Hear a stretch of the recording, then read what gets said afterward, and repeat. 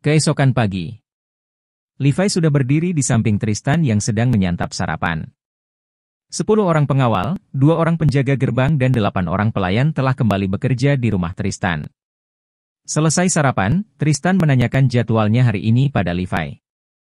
Hari ini, Anda harus rapat bersama Dewan Direksi PT Isham Corporation. Bukannya semua pekerjaan sudah diselesaikan Kak Chris? Kenapa ada rapat Dewan Direksi? Saya dengar itu tentang... Levi ragu untuk menyampaikan tujuan rapat itu. Levi yakin kalau Tristan pasti akan meradang jika mendengar tujuan rapat hari ini. Kau tahu dengan jelas kalau aku tidak suka jika kau bicara dengan ragu-ragu seperti ini. Apa kau sudah tidak ingin bekerja lagi? Tanya Tristan dengan tatapan tajam. Ini tentang pertunangan Anda dengan Nona Steffi, Tuan Muda, jawab Levi. Apa? Aku sudah menolak perjodohan dengan keluarga Hadiwiryo. Kenapa mereka masih mau aku bertunangan dengan putri dari Hadiwiryo? Saya tidak tahu Tuan Muda, ucap Levi. Hei! Kamu, dan kamu, sini. Tristan memanggil seorang pelayan dan penjaga. Kamu. Pastikan Haruna untuk makan dan layani dia dengan baik. Katakan juga pada pelayan yang lainnya. Dan kamu. Jaga setiap sudut rumah, jangan sampai Haruna melarikan diri. Baik Tuan. Pelayan dan penjaga itu mengatakannya bersamaan. Kita pergi, ucap Tristan pada Levi. Mereka pergi menuju PT Isham Corporation. Tristan menolak perjodohan dengan keluarga Hadiwiryo karena Steffi adalah mantan kekasih yang telah menolak lamarannya. Steffi jugalah yang membuat Tristan menjadi pria brengsek yang suka bermain wanita. Semua itu Tristan lakukan karena rasa sakit hati dan kecewanya terhadap cinta. Namun, setelah bertemu Haruna, perhatian Tristan teralihkan. Ia bisa menjauh dari para gadis yang melemparkan diri di hadapannya dan juga wanita malam yang sering disewa oleh Tristan. Awalnya karena Tristan ingin membuat Haruna takluk padanya demi membalas dendam, tetapi setelah seminggu Tristan mengganggu Haruna, Tristan justru yang terganggu. Hati Tristan seolah tertarik untuk memiliki Haruna. Ia bahkan lupa dengan tujuan awalnya. Rencana balas dendam Tristan pada Haruna seperti air mendidih yang menguap, lambat laun hilang tanpa sisa. Yang ada di dalam hati Tristan saat ini adalah bagaimana caranya membuat Haruna mau menjadi wanitanya dengan sukarela. Budi mendatangi rumah keluarga Isham pagi-pagi sekali.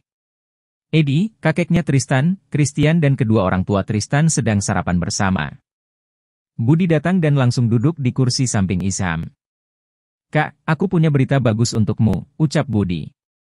Berita bagus apa? Tanya Isham. Semalam, Tristan memanggilku ke rumahnya. Awalnya aku pikir dia sakit.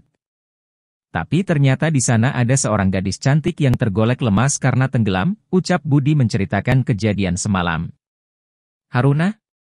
Kenapa dia bisa tenggelam? Tanya Christian dengan cemas. Semua terkejut memandang ke arah Christian. Kamu kenal dengan gadis yang ada di rumah Tristan? Tanya Budi. Semua menatap Christian dengan serius. Mereka baru melihat Christian mencemaskan seorang gadis, dan anehnya gadis itu berada di rumah Tristan. Dia teman Chris. Christian segera bersikap normal kembali. Ia kembali menyantap makanannya dan tidak menghiraukan kakek dan kedua orang tuanya yang masih menatap heran padanya. Apakah gadis ini yang membuat Tristan dan Christian bertengkar kemarin? Isham bertanya-tanya dalam hati. Isham semakin yakin kalau ada yang tidak beres di antara Tristan dan Christian. Gadis itu tenggelam di dalam bak mandi. Untuk pertama kalinya aku melihat wajah Tristan begitu cemas dan ketakutan. Apa mungkin, dia adalah gadis yang dicintai Tristan? Tanya Budi. Christian mengepalkan tangannya. Ia yakin Haruna pasti ditindas oleh Tristan dan mencoba bunuh diri. Tristan, jika terjadi sesuatu pada Haruna, aku tidak akan melepaskanmu walaupun kau adalah adikku, ucap Christian dalam hati. Chris berangkat dulu, Papa, Mama, Kakek, Om Budi. Christian menenteng tas kerjanya dan berangkat ke kantor dengan kesal. Hari ini mereka akan bertemu di rapat. Christian berniat menanyai Tristan apa yang dilakukannya pada Haruna. Isham, sepertinya mereka berebut wanita yang sama. Edi menatap anak dan menantunya bergantian. Ya Papa. Jika gadis itu bisa membuat Tristan dan Christian bertengkar, berarti gadis itu bukan gadis biasa. Christian tidak pernah tertarik dengan wanita-wanita nakal milik Tristan. Isham merasa gadis ini sangat spesial, jawab Isham. Papa setuju, gadis ini memang spesial, ucap Eddie. Spesial? Seperti apa gadis spesial yang sudah membuat kedua putraku bertengkar? Aku akan membuat dia meninggalkan kedua putraku. Aku sudah memilihkan jodoh terbaik untuk mereka dan tidak akan aku izinkan siapapun merusak rencanaku, ucap Marliana dalam batin. Entah apa yang akan ia lakukan pada Haruna. Yang jelas dia ingin segera menemui wanita bernama Haruna itu dan menyingkirkannya jauh-jauh dari kedua putranya. Isham baru tiba di kantor, sementara Tristan dan Christian sudah duduk di ruang rapat bersama Presdir Hadiwiryo, Steffi dan para dewan direksi PT Isham. Christian memandang ke arah Tristan dengan tajam. Begitupun sebaliknya, Tristan tidak kalah tajam menatap wajah Christian. Sikap kedua pria bersaudara itu tidak luput dari perhatian Steffi. Selama ini yang Steffi tahu Christian sangat menyayangi Tristan. Seperti apapun kekacauan yang Tristan buat, Christian akan membereskan dan membantu menutupinya. Apa yang kali ini Tristan lakukan sampai kakak yang terkenal penyayang itu terlihat sangat marah? Pertanyaan itu terlintas dalam pikiran Steffi. Ia menjadi penasaran. Selamat pagi semuanya. Isham memasuki ruang rapat. Semua orang berdiri dari duduknya untuk menyambut Isham. Setelah Isham duduk, mereka pun duduk kembali. Asisten Isham berbicara sebagai pembuka acara rapat. Selesai asistennya bicara, Isham pun mulai bicara. Kalian semua pasti sudah tahu dengan tema rapat hari ini. Kita telah setuju untuk mempererat hubungan kerja sama serta kekeluargaan kita dengan Presdir Hadiwiryo. Sungguh suatu kehormatan bagi keluarga kami dengan rencana pertunangan Steffi dan Tristan, ucap Isham. Saya yang merasa tersanjung atas niat mulia ini. Anda pemilik perusahaan terbesar nomor 1 di Indo. Tapi Anda mau merangkul perusahaan kami yang jauh lebih kecil dari perusahaan Isham Corporation. Hadiwiryo berbasa basi. Kalian tidak menganggap saya ada? Kalian pikir saya patung, ucap Tristan dengan suara lantang dan sedikit berteriak. Semuanya menatap ke arah Tristan. Saya tidak setuju dengan perjodohan ini dan kenapa kalian merencanakan acara pertunangan?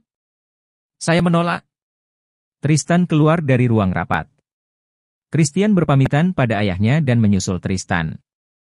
Steffi mengepalkan tangannya di atas pangkuannya. Ia malu ditolak mentah-mentah di hadapan banyak orang. Apalagi mereka adalah para petinggi perusahaan. Steffi merasa kesal dengan sikap Tristan.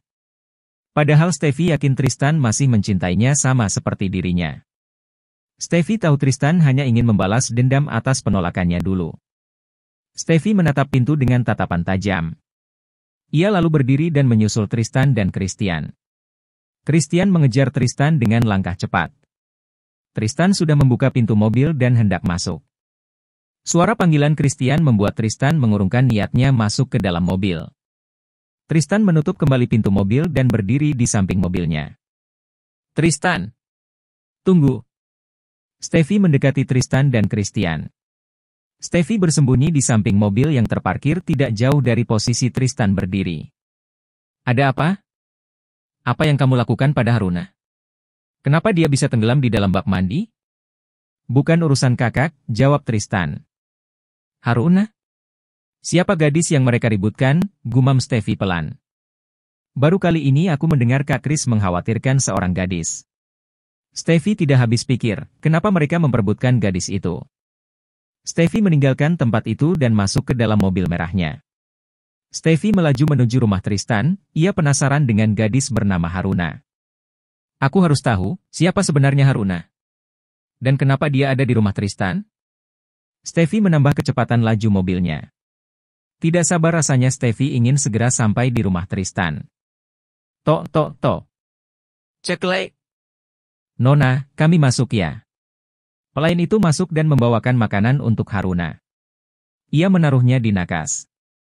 Nona, apa Anda membutuhkan sesuatu? Tanya pelayan. Haruna menggelengkan kepala pelan. Haruna berdiri di dekat jendela. Memandang hampa mentari pagi hari ini. Mentari pagi yang selalu disambut dengan ceria oleh Haruna, hari ini Haruna tidak merasakan keindahannya. Pikiran Haruna menerawang. Ia memeluk tubuhnya sendiri dengan erat. Perlahan tubuhnya turun dan duduk di lantai dengan punggung bersandar di tiang jendela. Ia memperhatikan sekeliling halaman, terlihat beberapa orang pengawal yang berpakaian rapi. Para pengawal itu memakai kemeja putih dipadu setelan jas hitam. Sepertinya dia sangat takut kalau aku melarikan diri. Padahal si brengsek itu tahu dengan jelas kalau aku tidak akan bisa meninggalkan rumah ini. Haruna bergumam sambil menelungkup wajahnya di lutut yang ditekuk. "Nona, Anda makanlah sarapannya," ucap pelayan itu. Pelayan itu berdiri di samping Haruna. Dia merasa kasihan melihat Haruna yang dikurung oleh Tristan. Dia berjongkok di samping Haruna. "Nona, Anda harus kuat. Ini pertama kalinya saya melihat tuan muda mengurung seorang gadis di rumah. Pasti Anda adalah gadis spesial bagi tuan muda, itulah kenapa tuan muda sampai mengurung Anda." "Saya yakin karena Nona adalah gadis yang dicintai tuan muda," ucap pelayan itu mencoba menghibur. "Gadis yang dicintai? Hah?" Haruna mendecih mendengar kata pelayan yang mengatakan Tristan mencintainya. "Aku tidak ingin makan apapun." "Bawa kembali makanannya," ucap Haruna. Ia bangun dan kembali ke ranjang. Haruna berbaring dengan posisi meringkuk layaknya bayi mungil.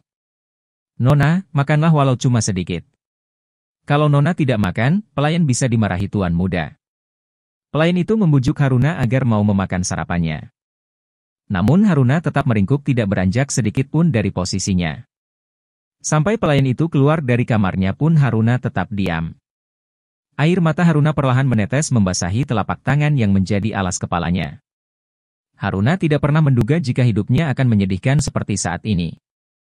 Sejak Haruna menjadi anak angkat Kamal dan Anggi, hidup Haruna selalu dipenuhi cinta, kasih sayang. Kebahagiaan yang Kamal dan Anggi berikan padanya dan Vivi. Haruna mengenang masa indahnya saat kecil bersama Kamal, Anggi dan Vivi. Tidak ada satu hari pun yang membuat mereka tidak bahagia, mereka selalu bahagia dengan kehidupan sederhana dan kebersamaan mereka. Kata-kata kasar Haruna pada Tristan telah mengubah kehidupan Haruna 180 derajat. "Tante, antar Kia ketemu Mama. Tante harus pergi mencari pekerjaan sayang. Jadi, Kia di rumah dulu dengan nenek, oke?" Kiara cemberut karena tidak ada yang bisa mengajaknya bertemu Haruna. Vivi sudah mengenakan rok hitam selutut dengan kemeja putih dan tas hitam yang ia pakai untuk menyimpan surat lamarannya. Vivi berpamitan dan pergi mencari pekerjaan. Sulit bagi Vivi untuk mencari pekerjaan dengan ijazah SMA yang sudah berlalu 3 tahun yang lalu. Kebanyakan perusahaan menerima siswa lulusan baru. Ada juga HRD beberapa perusahaan yang terang-terangan menghina Vivi. Tidak masalah bagi Vivi, asalkan mereka tidak bermain fisik. Jika mereka berani mendorong Vivi, maka Vivi akan marah. Setelah lelah berkeliling dan bertanya pada beberapa perusahaan yang memajang lowongan, Vivi beristirahat di sebuah taman. Ia mengusap keringat yang menetes di lehernya. Cuaca hari ini begitu panas. Saat melihat jalan raya seperti mengeluarkan uap panas yang terlihat membayang samar di matanya, Vivi mengalihkan pandangannya. "Panas sekali. Nih." Seorang pria menyodorkan sebotol air mineral dingin lalu duduk di samping Vivi. "Tidak, terima kasih." Vivi tidak bisa sembarangan menerima sesuatu dari orang asing. Vivi bangun dan melangkah, ia takut kalau pria itu merupakan orang jahat yang mencoba berbuat sesuatu padanya. "Hei, kau sedang mencari pekerjaan bukan?" Pria itu memanggil Vivi dan bertanya. Vivi berhenti dan menoleh ke arah pria asing itu. Ternyata saat dipandang, wajah pria itu sangat tampan. Vivi terpesona beberapa saat lalu sadar kalau dia tidak boleh mempercayai orang asing. "Menurutmu? Aku berpakaian seperti ini tentu saja sedang mencari pekerjaan." Vivi berkata dengan ketus. "Galak sekali. Aku hanya heran saja. Masih ada yang melamar pekerjaan sepertimu? Maksudmu?" Vivi kesal dengan ejekan pria itu. Sekarang kebanyakan mereka mencari pekerjaan secara online. Sudah jarang yang berkeliling mencari pekerjaan sepertimu dari satu gerbang perusahaan ke gerbang perusahaan yang lain. "Aku juga tahu, tapi, sudahlah. Untuk apa meladeni orang sepertimu?" ucap Vivi. Ia kembali melangkah dan pria itu kembali memanggilnya. "Hei, aku bisa memberimu pekerjaan," ucap pria itu. Vivi berhenti dan kembali menghampiri pria itu. "Apa kau serius? Menjadi pelayan di Ucapan pria itu dipotong oleh Vivi. Sudah aku duga. Kau hanya pria cabul yang sedang menjerat mangsa. Kau ingin aku jadi pelayan di rumahmu, ya kan? Ucap Vivi dengan suara menahan kesal. Vivi teringat dengan Haruna yang dipaksa menjadi pelayan di rumah Tristan. Vivi mengepalkan kedua tangannya. Aku tidak akan melakukan sesuatu yang mengecewakan Kak Haruna. Bermimpi saja, ucap Vivi setengah berteriak. Vivi meneteskan air mata. Aku belum selesai bicara. Aku mau kamu menjadi pelayan di kafe milikku. Dan kenapa kau menangis? Aku tidak berbuat apapun padamu. Orang-orang akan salah paham dan mungkin akan mengira kalau aku benar-benar pria cabul, ucap pria itu. Pria itu menatap Vivi yang berdiri dan menundukkan wajahnya. Menatap pundak Vivi yang turun naik seiring isakan tangis Vivi. Pria itu terenyuh mendengar tangisan Vivi yang begitu memilukan. Apa yang terjadi dengan gadis ini? Kenapa dia terlihat sangat sedih, membuatku merasa bersalah saja. Jelas-jelas bukan aku yang menyakitinya, gumam pria itu.